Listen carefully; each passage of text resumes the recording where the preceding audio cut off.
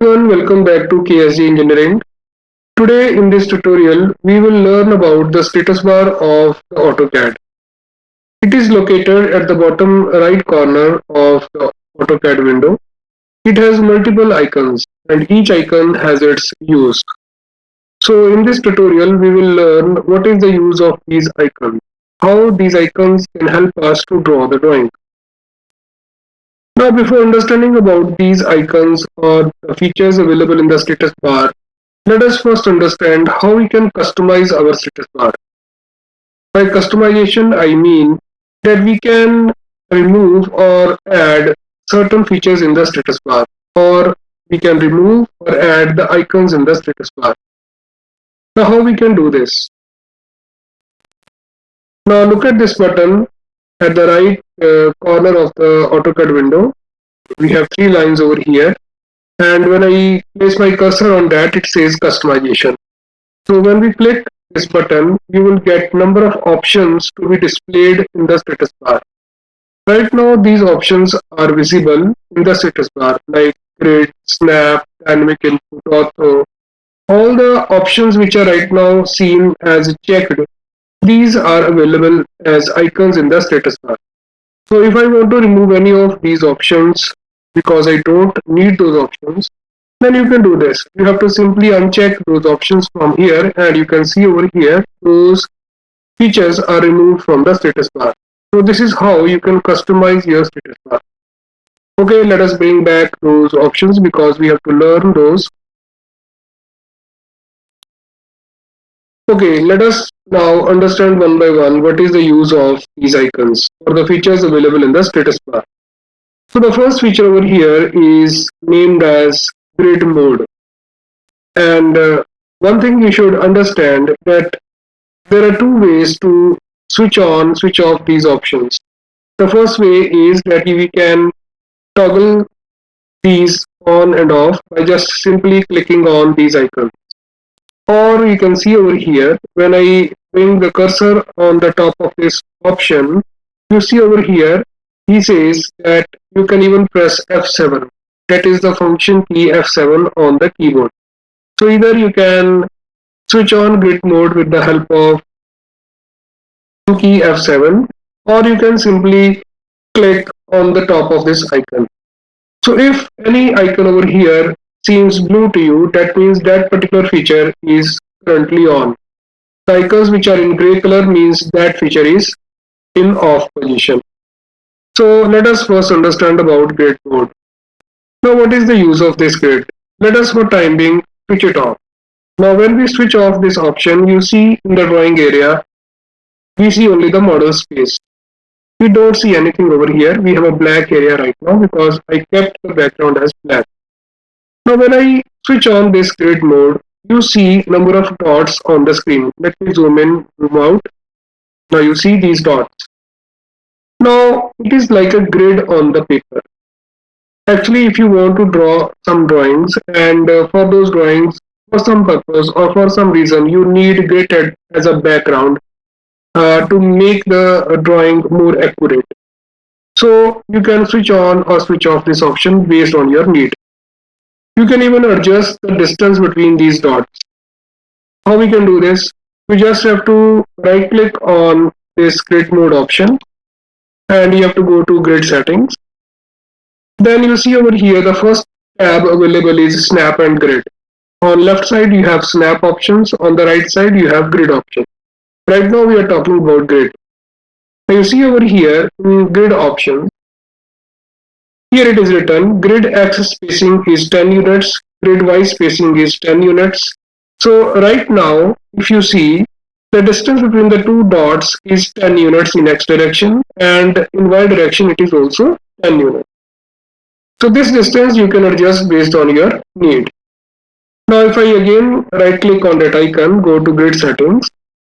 Now look over here. If I switch off this option which says display dotted grid, if I switch off this option, now see what is happening at the background. Now background changes to a graph. You can see over here the lines at the background. So in place of dots, we have minor lines and major lines. we call this also as a grid.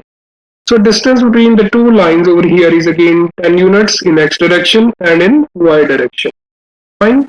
You can even adjust how many grids you want between the two major lines. Let me again right click grid settings. You see over here major line after every 5 grids. You can increase or decrease this. If I increase this to, let us say, 10 units, now you see what is the change. So between two major grid lines, there are 10 grids over here. So based on your choice, you can adjust these settings. The basic purpose of grid mode is just to assist your drawings. If you want the background for your drawing as a graph or as a dots, let us understand about the next feature in the status bar. You see over here, the next feature is snap mode. So the shortcut for this is function key F9 on the keyboard, or you can directly click this icon to switch on this option. So what is this snap mode? I switched it on. Now you see the movement of the cursor. Cursor is moving in increments. You see, it is moving from one intersection of the lines to the next intersection.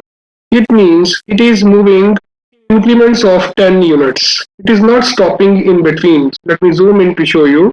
You see over here, it is not stopping in between the two lines. It is moving in the increment of 10 units because each line is at 10 units from the first line. Now it means if this option is on, then your cursor will move only in increment modes, and the increment of each movement depends upon the settings you have done in the snap mode. Let us see those settings. If I go to this place, snap settings, now you see over here in the snap section, he says X spacing is 10 and Y spacing is 10. The grid was also set to the same distance, same units. That is why you see when I am moving my cursor, it is exactly stopping at the next grid. Fine. So this option can be used while drawing the precision drawings, or if you have something which is repeating after some increments and you want to start your drawing from those increments, then this option can be helpful for you. Let us switch it off and understand about the next feature. Now the next feature in the status bar is dynamic input, and it is also called as dynamic mode. So let us see what is the use of this. It is still in off position, and let me select line command, and if I want to draw a line over here, you see nothing is displayed near to the crosshair cursor. But if I switch it on, then what will happen? Information about the position of the second point is displayed, and its degree is also mentioned. It means this particular feature gives additional information about the placement of the cursor, and it displays that information just next to the cursor. It is very helpful. Right now it says that my cursor is at 54.5897 and angle is 8 degrees. Suppose I want to draw a straight line, so what I will do, let me convert this to 50 and let me press tab and let me enter angle 0. So you see I got a straight line of 50 millimeters. So if I switch this option off and if I again try to draw the line, now you see no assistance is available or no information is available next to the cursor.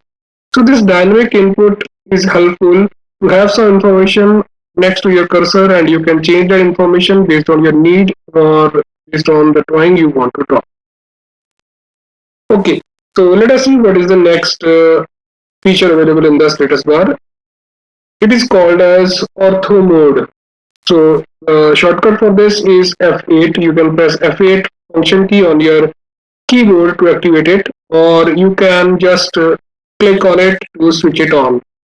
So what is the use of Ortho Mode? Let me explain.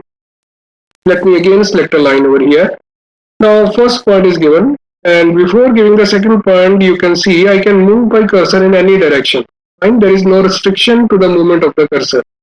But if I switch on this option, you see I can either move at 0 degrees or I can move at 90 degrees.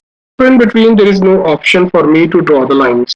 It means if this ortho option is on, then it helps us to draw the lines either in the horizontal position or in the vertical position. Means at 0 degrees or at 90 degrees. Ortho itself means drawing at 90 degrees. So in your drawing, if you need some straight lines along horizontal position or along vertical direction, then of course you can switch on this option and it will help you to draw those lines. Now what is the next option over here? Next option is color tracking. The shortcut for this is F10 and you can simply switch it on or off directly clicking it. So let us switch it on. So let us see what is its use. So before that, let me switch it off. So again, I am selecting line command. First point is given. So you see over here, when I move my cursor for the second point, no angle is displayed by the AutoCAD for my assistance. You see over here, it shows that the unit is 61 and it is at 31 degrees, 40 degrees, 45 degrees, but it is not tracking those angles, right? Now, if I switch on this polar tracking, see what happens. It shows a green dotted line. So it tracked that angle for me. Right now it is tracking 0 degree angle. Now next angle it is tracking 15 degrees. I can move along that line now. So this polar tracking option helps us to track the lines at some angle and you can move along that line. Angle is fixed for time being for you because it is tracked by the software for you and you can move the cursor along that tracked line. And so it helps you to draw exactly at some angles. Suppose I want to draw a line at 45 degrees, so I will move to 45 degrees. So AutoCAD will track that angle for me. Now I want to move along that angle so that I can fix my unit for the line. So let us say 60. I can move up to that distance along that tracked line. Right? So this is the use. Now you can also adjust those angles. If I right click over here, you can see number of options are available. Right now it is tracking 50, 30, 45 or 60 degree angles. If you want other options based on your drawing, you can select those options. Fine. Number of options are available. Suppose I have selected this option. So after every 5 degrees, it will track that angle for me. But if I switch off this option, you see, and I select a line command, see no tracking option is available for me. Fine. So that is the use of polar tracking. Now what is the next option over here? Next option is object snap tracking. So before this, we have to understand what is object snap. So right now it is not displayed over here. Let me bring that onto the status bar. So here is object snap, that is 2D object snap. Let us bring it in the status bar. So over here now we have that option. So it is called as object snap. The shortcut for this is F3. So